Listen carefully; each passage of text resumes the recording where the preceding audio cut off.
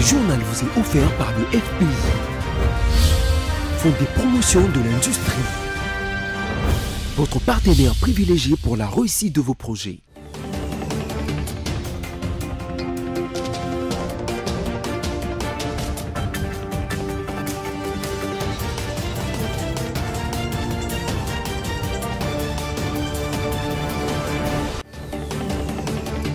Bienvenue à tous à ce nouveau numéro du journal sur BSC TV. En voici le sommaire.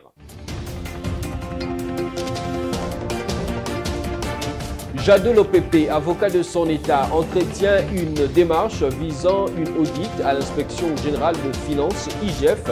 Ainsi, il a saisi la Cour des comptes pour ce faire. Il a été rendu public un communiqué officiel du ministère provincial de transport à l'endroit de tous les propriétaires de véhicules, personnes physiques ou morales, leur notifiant l'obligation de se conformer à l'arrêté interministériel numéro 648. Les léopards locaux de la République démocratique du Congo se sont imposés devant leurs homologues des SAO du Tchad sur le score de 2 buts à 1.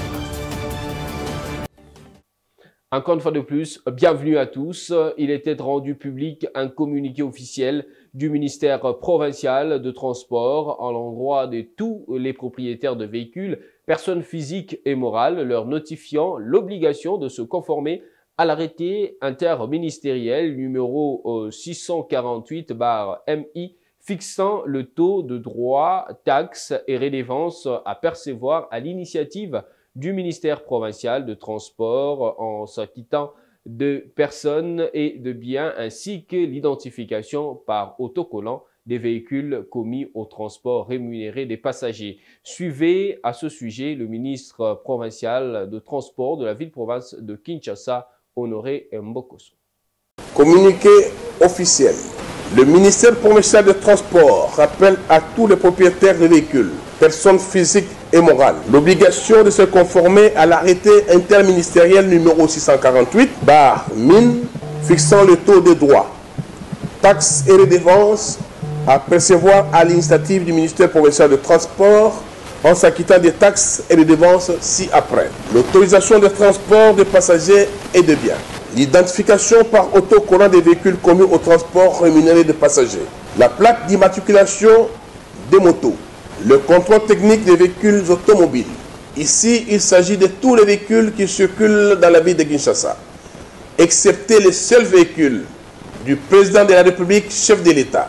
Les véhicules de la justice, de l'Assemblée nationale, du Sénat, les véhicules du gouvernement central, les véhicules de l'Assemblée provinciale, les véhicules de missions diplomatiques et organismes internationaux, les véhicules des entreprises et des privés. Tous ces véhicules passent au contrôle technique. Les centres de contrôle technique sont apprêtés pour accueillir tous ces véhicules pour besoin de contrôle. La taxe de stationnement au parking pour les véhicules et les motos. Aussi constate-t-il avec regret la recrudescence de la pratique de sectionnement d'itinéraires, communément appelé demi-terrain, et autres sur la biens qui font souffrir la population quinoise. Par la même occasion, il recommande le respect du code de la route. Il y va de la sécurité de tous et de la maximisation des recettes du trésor urbain. Pour ce faire, les agents de la police nationale et ceux de la division urbaine de transport et communication seront déployés incessamment sur toutes les artères de la ville de Kinshasa pour un contrôle routier. Tout véhicule ou toute moto non en règle sera appréhendé, mis en fourrière et soumis à des pénalités prévues par la loi en la matière. Je vous remercie. Et en dehors de nos frontières, enterrement d'Eduardo dos Santos dimanche 28 août 2022, mémorial Agostinho Neto à Luanda. Après 2 jours d'obsèques nationales, l'illustre disparu a été peint comme homme de paix et c'est lui qui a mis fin à la guerre civile ayant rendu possible la réconciliation nationale. Il s'y est de noter que le chef de l'État de la République démocratique du Congo, Félix-Antoine Tshisekedi Tshilombo, était parmi les chefs d'État qui ont pris part à ses funérailles. Le mémorial Agostino Neto a servi de cadre aux funérailles nationales de l'ex-président angolais Eduardo dos Santos dimanche 28 août à Luanda. Son corps y a été enterré à côté de celui que les Angolais appellent père de la nation angolaise. Il faut noter que cet enterrement est intervenu au bout de 2 jours de commémoration. Officiellement, la date du 28 août a été choisie car c'est en cette date que l'illustre disparu aurait totalisé 80 ans. Parlant du défait dans son mot de circonstance, Adao de Almeida, ministre de l'administration territoriale, a martelé sur la qualité d'homme de paix d'Eduardo dos Santos, dont il a reconnu le mérite d'avoir mis un terme à la guerre civile et permis la réconciliation nationale. Plusieurs chefs d'État africains ont assisté aux obsèques nationales. Plusieurs chefs d'État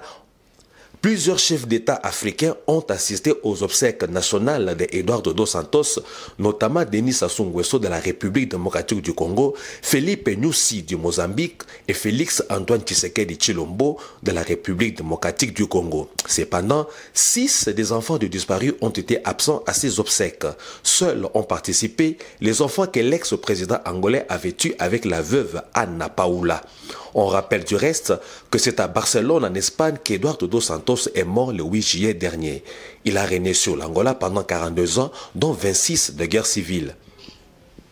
Et puis la compagnie aérienne Congo Airways se trouve actuellement dans une situation jugée alarmante au cours du dernier conseil de ministres qui s'est tenu vendredi dernier autour du président de la République, Félix Antoine Tshisekedi Tshilombo. Ce dernier a à ce propos évoqué le risque de cessation de ce vol faute d'aéronefs. Bernadette Kamango nous en parle. Au cours de la réunion, le chef de l'État a rapporté que les 2 derniers avions encore en service devront impérativement partir en entretien dans 2 mois. Les conséquences seront de priver la compagnie aérienne nationale d'aéronefs, l'empêchant de ce fait de remplir sa mission de desservir le territoire national d'une part et d'autre part empêcher aussi la mobilité aérienne à travers le pays. C'est pourquoi Félix Tshisekedi a chargé les ministres ayant en charge le budget, les finances ainsi que les transports, voies et communications et de désenclavement d'examiner les options nécessaires qui permettront à Congo Airways de dégager dans le meilleur délai les pistes de solutions idoines. Un rapport à ce sujet est attendu au Conseil des ministres du 9 septembre. Pour le moment, selon les orientations du ministre des Transports, les investissements au profit de Congo Airways doivent être réévalués. Celui-ci suggère par exemple de revoir le contrat d'achat signé en 2019 avec le constructeur brésilien Embraer. En effet, celui-ci devrait fournir 4 avions neufs à la société congolaise pour un montant de 133 200 000 $. Malheureusement, ce contrat a connu une mégestion de la part de la partie congolaise avec de forts risques de faire perdre de l'argent à la République. D'où la demande du ministre d'annuler la commande de 3 avions et de privilégier l'option location-achat sur 10 ans des Airbus 220-309. Entre-temps, la RDC attend toujours le début des opérations d'une 2e société nationale, Air Congo. Quelques jours après les affrontements entre les communautés Teke et Yaka dans les territoires de Kwamouth, dans la province du Mai-Ndombe, le vice-premier ministre, ministre de l'Intérieur, Daniel Asilo Kito, est allé s'enquérir de la situation.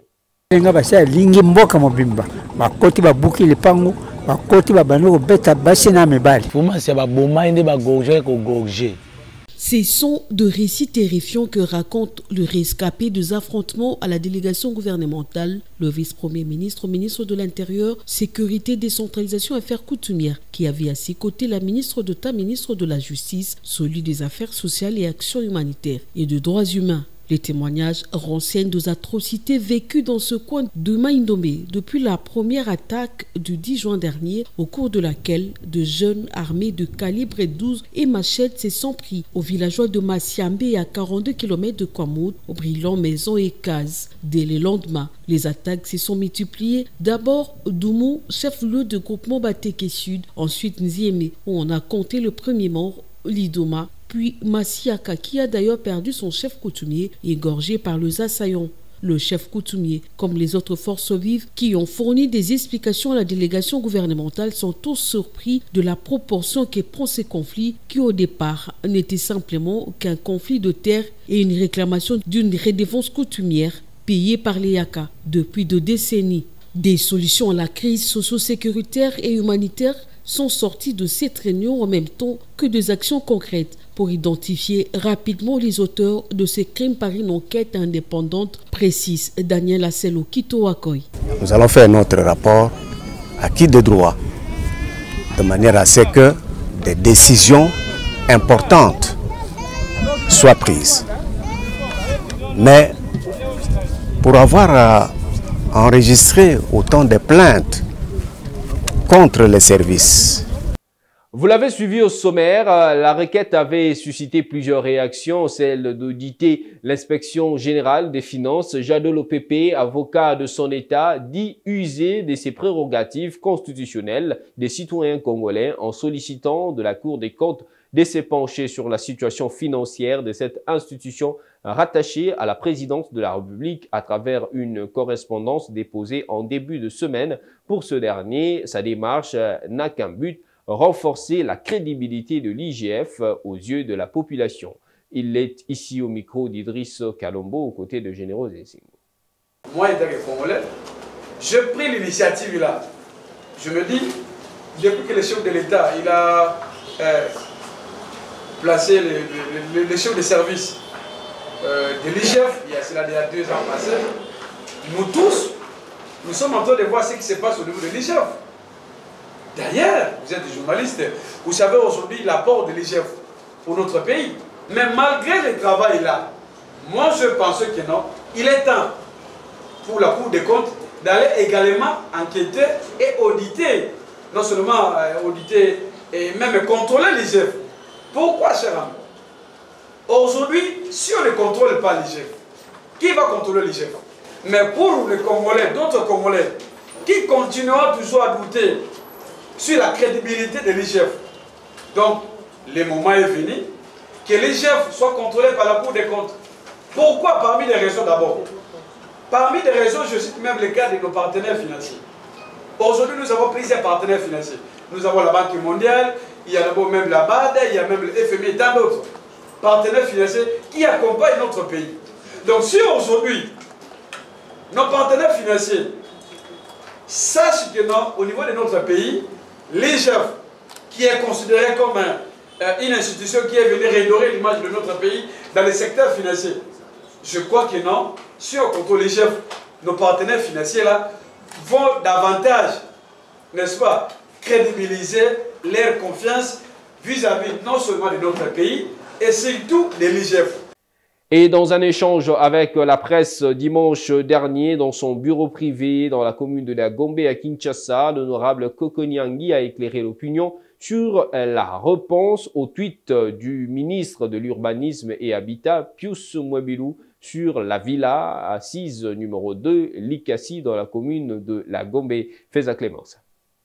Tout est parti de ces tweets du 22 août 2022 du ministre d'État en charge de l'urbanisme et habitat, Pius Mwebilou Mbayou Mukala.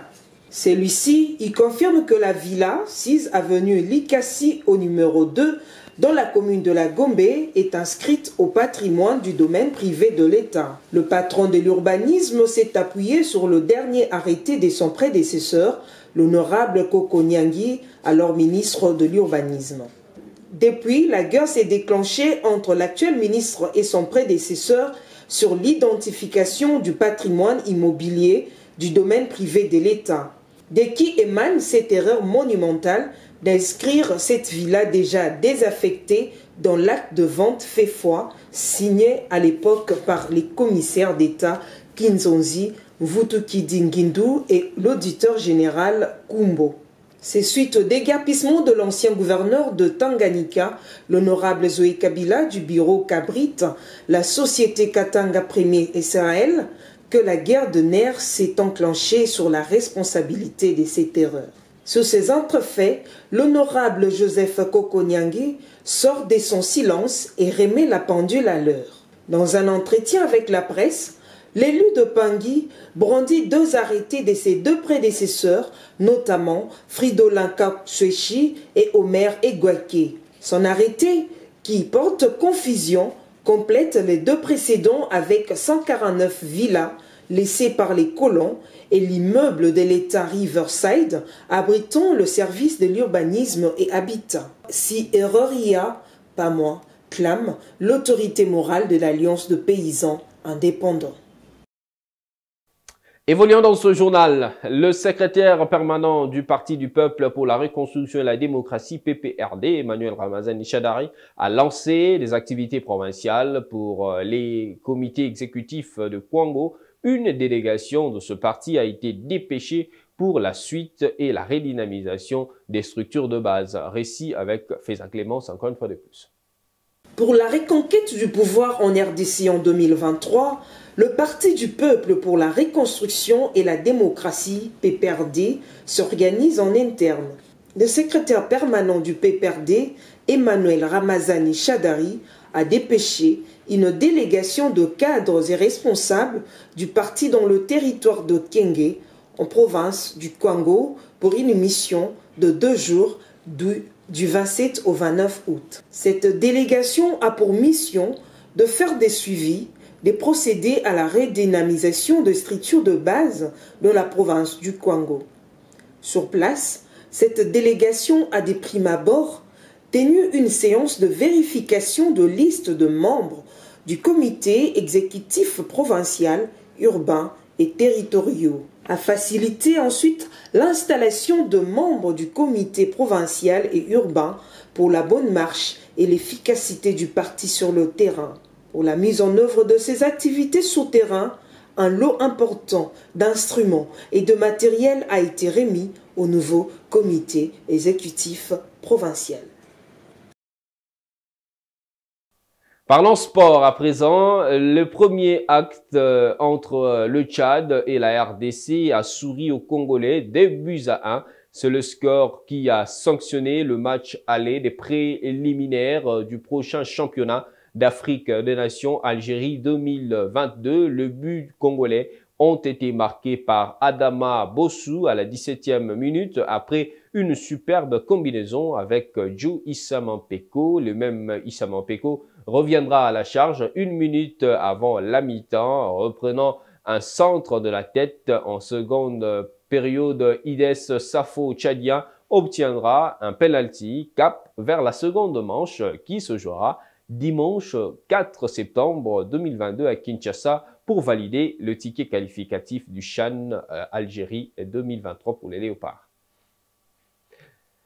Et changeons de chapitre, c'est une 4e fenêtre qui a été vite refermée pour les Léopards basket de la RDC. 3 sorties, 3 défaites pour les Fauves congolais qui ont laissé les plumes en Tunisie. Première défaite face au Cameroun, 71-69. Face au Sud-Soudanais, les Congolais ont enregistré leur pire défaite, 101-57 paniers. Pour le coach Pierrot Ilunga, il revient ici encore pour dire que rien n'est encore perdu. On l'écoute, il est joint au téléphone par Idriss Kalombo.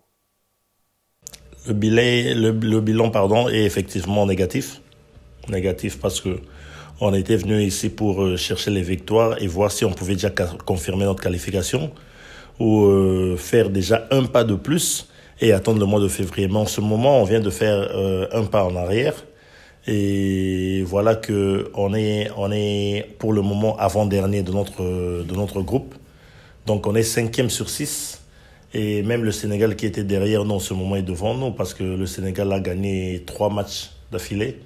Et surtout dans notre groupe, on avait déjà une équipe qui n'avait pas de défaite, qui est le Soudan. On avait une équipe qui avait une seule défaite, qui est l'Égypte. On avait la Tunisie qui était en égalité avec nous, mais qui vient de se positionner devant nous avec cette victoire de ce soir. Donc directement, on rentre en 5e position et nous espérons continuer à travailler et chercher 3 victoires pour la prochaine fenêtre et voir les calculs à la fin de la compétition. En tout cas, on a essayé de réfléchir dessus depuis le premier match, qu'on avait pensé que on est entré avec un mauvais pied dans le match. Et aujourd'hui, on avait tenté une autre stratégie pour essayer de maîtriser l'hémorragie dès le début du match pour éviter tout cela, mais ça n'a pas toujours tenu.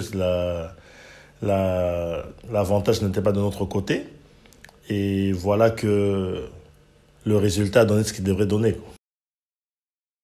Voilà, mesdames, messieurs, place au rappel des principaux titres.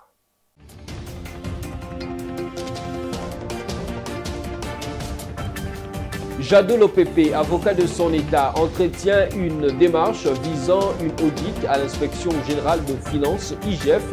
Ainsi, il a saisi la Cour des comptes pour ce faire. Il a été rendu public un communiqué officiel du ministère provincial de transport à l'endroit de tous les propriétaires de véhicules, personnes physiques ou morales, leur notifiant l'obligation de se conformer à l'arrêté interministériel numéro 648. Les léopards locaux de la République démocratique du Congo se sont imposés devant leurs homologues des SAO du Tchad sur le score de 2 buts à 1. Ce journal est terminé. Merci d'avoir choisi BCTV pour vous informer. Restez fidèles à nos programmes. On se retrouve prochainement. Portez-vous bien.